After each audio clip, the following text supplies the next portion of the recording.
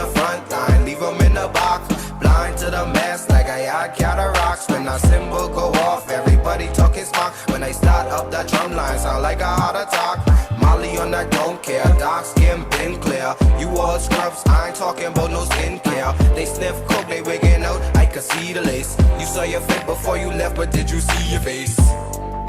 You need a new comeback. What is going on, USG? It's your boy Jay, and welcome back, man, to another video. Now today, y'all, we're gonna be reacting to 6 most disturbing things caught on police dash cam footage, volume 2. We're gonna hop straight into it. If you guys haven't seen, we're about to hit the 8K. You feel me? You feel me? 8K. So make sure you guys hit that subscribe button, drop a like, make sure you hit that bell so you know when I post. Without further ado, y'all, let's go. Most disturbing things caught on the police footage. Hope everyone's doing well. Hope you guys get your snacks and everything. This is the dashcam footage of rookie Delaware State Police Trooper Hassan Hollis. Hassan was stationed on a highway on-ramp right next to a stalled vehicle waiting for a tow truck to arrive. This was in 1815? Ain't no way, bro. Oh, that's... when he spotted a red Buick Regal. Only minutes before, a radio call had gone out for all officers in the area to be on the lookout for a vehicle that matched that very description, as it was linked to a possible kidnapping. Hassan quickly ditched the stalled vehicle and began chasing it down the highway. Okay.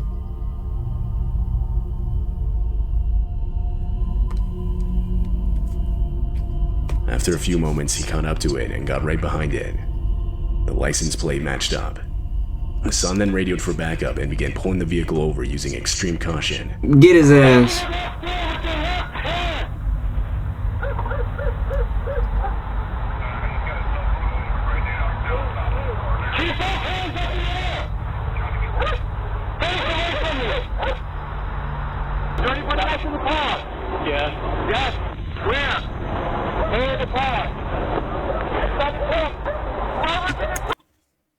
What's in the trunk? A person or some dogs?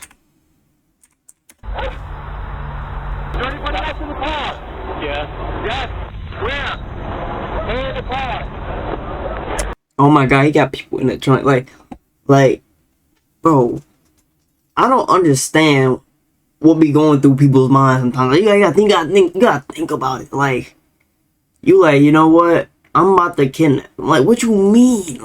Like, why? Like, why would you do some shit like that? No, because then they be like, just imagine if this shit really went through though. Like, what would he do to this person? Some crazy ass shit.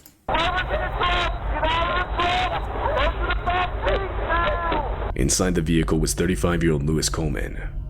When asked if anyone else was in the vehicle, Lewis would explain how someone was in the trunk. Upon opening the trunk, police would find the remains of Jassy Kohaya inside of a suit.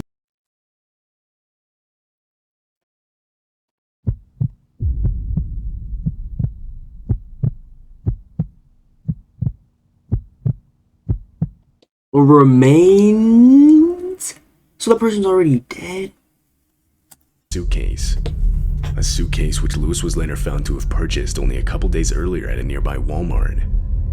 Along with this, he also purchased other items, such as duct tape, surgical gloves, and safety goggles. This is crazy. Oh, let me turn off this big ass beam behind me. The unfortunate events were believed to have started at a nightclub hundreds of miles away where Jassy Kohaya was last seen. It's thought that this is related. See, y'all be careful, bro, going to them clubs and shit like that. Like, personally, me, I'm not a party person, so I don't attend those type of things. But I'm just saying, like, for people who do, drink responsibly and make sure you have some friends with you. Because I'm telling you, dog, there's some crazy people out there. Like, bro, this person had a whole family. I don't know if it's a female or a male, but they dead. Look at all that traffic back there. You see that? Like, damn, whoever got to go to work, they're fucked. Like, real spill. They're not making it. They might have just lost their job because of this. But at the end of the day, it was for the right cause. His car. It was for the right cause. Upon being arrested, Lewis Coleman would plead not guilty. Considering the mass amount of evidence against him, he would later be found otherwise by a federal jury. As of right now, Lewis is still waiting for his sentencing. When is he in? So you're telling me because it's not in jail right now and he's still waiting on his sentence? It's November 19, 2017 in Clearwater, Florida. 2 police cruisers, both with their own dash cams, were responding to a traffic stop on North Keene Road. Just 2 minutes after they arrived, a small plane hovering in the air slowly comes into Whoa! view. Boy, if I would have saw this, bro, I'm like, yep, we're in GTA. Nigga, it was straight up off the back. Yep, I'm about to die. And yep, we're in GTA. A plane that low is crazy. But I live by the airport, so like, seeing shit like this kind of is like normal to me. Quickly becomes clear that it's descending and heading straight at them. This is crazy.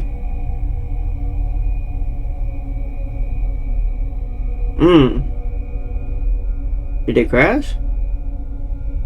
It fucking crashed. Oh shit. What if it didn't have nowhere else to land? A tree wall descending, causing the aircraft to spin out and forcing it to the side of the road. Just minutes earlier, the 4-seater plane had taken off from a nearby airport. Flying it was 61-year-old Mark Allen Benedict, accompanied by one other passenger. Benedict, to the crazy flight, ass their black engine man. started failing. Mark reported this back to the airport and further explained to them that he didn't think he could make it back. Mark didn't have many options, as the state of the one engine he had was only continuing to worsen. This is what forced him to crash land on the road, a road which just so happened to already have police present. Despite the terrible nature of the crash, Mark and the other passenger on board were able to walk away from the wreckage with minimal injuries. Minimum, okay, that's No one not on the bad. ground was injured. That's good. Not bad, but very unsettling. Like, that could have This been way footage was worse. taken from the dash cam of Arkansas Police Corporal Could've been way Randy worse. McAdams around 3 a.m. on October. What was that, a From car? the dash cam of Arkansas Police Corporal Randy McAdams around 3 Whoa. a.m. on October 15th, 2005. Oh, this is light. Randy had been informed of some type of crash at Hobo Jungle Park and was in the process of responding to the Humbo Jumbo Park. That's a crazy ass name. Humbo Jumbo Park. incident. On his way to the crash site, he would notice a thick layer of what looked like fog directly in front of him. This prompted Randy to stay put. Shortly after, his dash cam would capture this. 209. I've got some kind of chemical smell. It's slowly drifted further south.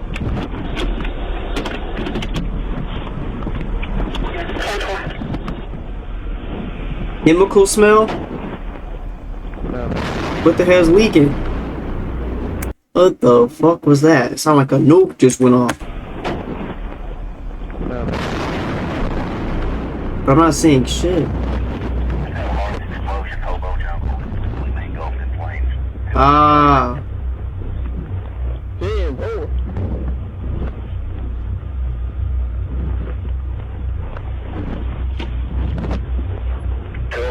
We just had a huge explosion. We've got a massive fire out here on Dudley here at the rental yard. Damn, you can just see it just lighting up the area back there. You see that shit? All kinds of stuff on fire.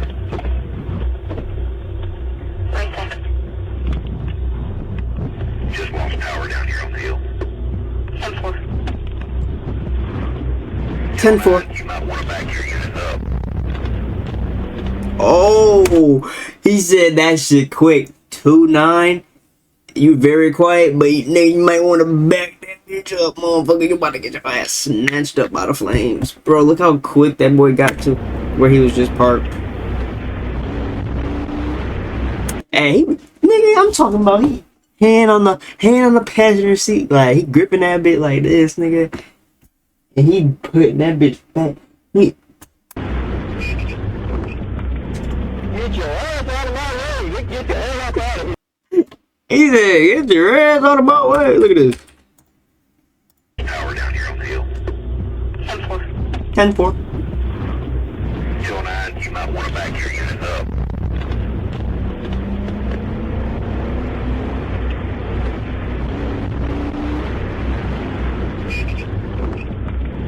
Get your ass out of my way. Get the hell up out of here. Get the hell up out of here. Damn, that's a big ass fire. Randy desperately backs away from the explosion and is able to make it out of its range. It turns out the crash he was responding to was a train crash at a nearby railroad yard. A train Collision dude all resulted day? in the puncture of a tanker carrying propylene, a compressed flammable gas. This is the fog Randy had originally seen when responding to the incident. At that point, You the see how gas wasn't dark lit on it is fire. and how it started, It wasn't until like... it wasn't until it like... reached a nearby house that it was set ablaze. Oh, damn. It's believed that the house's water heater is what was responsible. This is what then caused the extreme explosion seen in the dashcam footage. Damn. Had Randy entered the fog, he and his patrol vehicle likely would have been incinerated. But amazingly, all police officers and even rail yard employees were out of the explosion's range when it occurred. Amen. In fact, around 3,000 residents within a 1-mile radius were advised to evacuate immediately. Unfortunately though, the house that had started the explosion had a single occupant, which would be the only person killed in the incident. This tragedy brought a lot of light to the shortcomings in communication methods between the police, the fire department, and those working the rail yard tower. For example, initial observations of a vapor cloud and chemical odor were not even passed down to responding dispatchers. In response to this, the city has since modified some of their communication protocols. Damn. That was crazy. This footage was taken on February 18th, 2022 in Shawnee, Wisconsin. The dashcam is in the cruiser of Officer Jeff Buettner.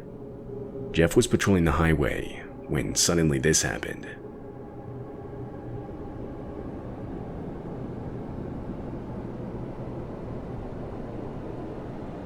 Oh, shit. He thought everything was fine. I know his heart flashed before his eyes right here. Like, I had to pause it right here. Just feel it. Just soak it in, bro. Cuz is like, oh, shit. Damn.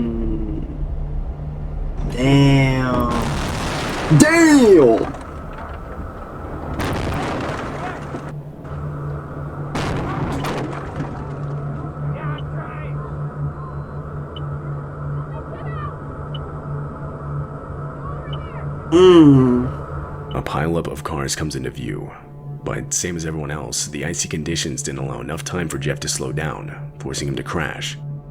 Even the Before cops the time to get got out, fucked cars up by from that behind him shit. would begin to slam into his police cruiser. Damn.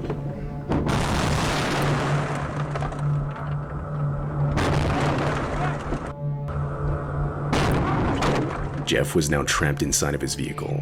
Really? But still, at least for the most part, unhurt. Okay. Not long passes when a few other people involved in the crash go up to check up on Jeff. Hey, officer, are you okay? A little sore, but... You okay? I'm a little sore, but I gotta try and get a hold of my supervisor at least. I'm kind of trapped right now. Damn. Your legs and everything. They're alright. I'm kind of trapped right here. Okay, yeah. I don't... Okay, so I'm with Shawnee PD. I gotta I'll try and get out of here and do what I can to help you guys. I'm sorry, man. I'm trapped right now. That's okay. That's okay. My boy is the officer, and he's feeling like, damn, I'm not doing my job right now.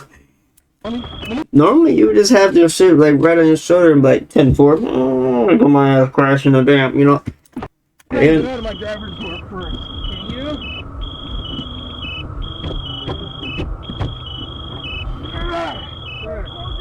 Can you? Nope. Nope, we got it open. You got it open? 6 minutes would pass until Jeff was able to free himself. From there, he immediately joined in helping other stranded drivers. A total of 39 vehicles were involved in the pileup, resulting in 10 people being injured. Sheesh. All in the dish, bro. I hate winter weather, bro. In January of 2016, police of Lincoln County would release this dashcam video. Driving the cruiser is Deputy Jeremy Gatney, who was on a routine patrol in the area at the time. As he nears an intersection, Jeremy notices an obstruction in the roadway. That's when he realizes it was moving and coming towards him. Was it a car with no lights? lights? As he gets closer, before realizing what he was actually looking at. Was a kid? What the fuck?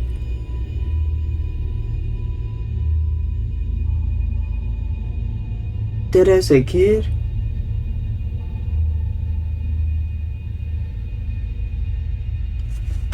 Man, where your mama at, little nigga? Like, come on, bro. Like, nigga, where your dad at? How the hell you just walking? That is so dangerous, bro. Kid could have low-key got hit. An infant child running in the middle of the road right up to Jeremy's front bumper. Jeremy picks him up and asks him where his parents were, and shortly after they would be located. They were found frantically searching for their child. It was later discovered that the child had unknowingly slipped out of the family's house through an open door, and it wouldn't be until minutes later before the parents realized that their child was missing. Badass little boy. The incident was investigated thoroughly on the basis of child neglect, but it was ultimately determined to just be an accident. Therefore, no criminal charges were brought to anyone involved.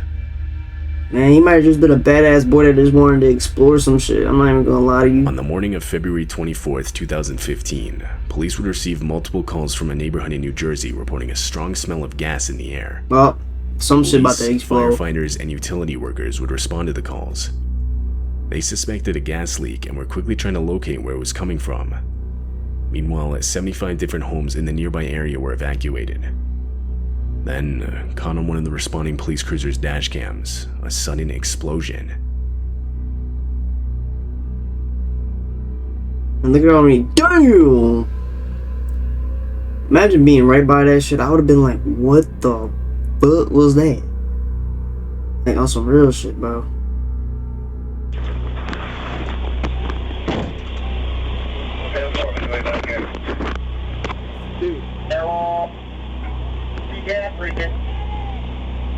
The explosion sent debris from the house flying out in every direction throughout the neighborhood. Damn, somebody had to for sure get injured from its base, though it was under renovation at the time and therefore empty of people. However, 15 people would still be injured from the blast, most of which being firefighters and utility workers. Some even being critically injured and having to be airlifted to nearby emergency rooms. Damn, I bet, bro. Look how fast. Was caused by a 2-inch gas main that broke. But how it broke in the first place, or what ignited the blast, is still unclear. That's scary, bro. That's why I don't like buying. Look, like, if you guys get any house or anything, bro, make sure y'all get the pipes checked and everything. Like, shit like that. Scary. Just like, imagine you chilling in your house. You smell some gas. 2 seconds later, the whole house just explodes. You know how devastating that is? I'm looking over here at myself. You know how devastating that is? But well, y'all, if you guys enjoy this video, man, make sure you guys hit the subscribe button. Don't forget to drop a like, and I see y'all in the next one, man. Peace. Love y'all.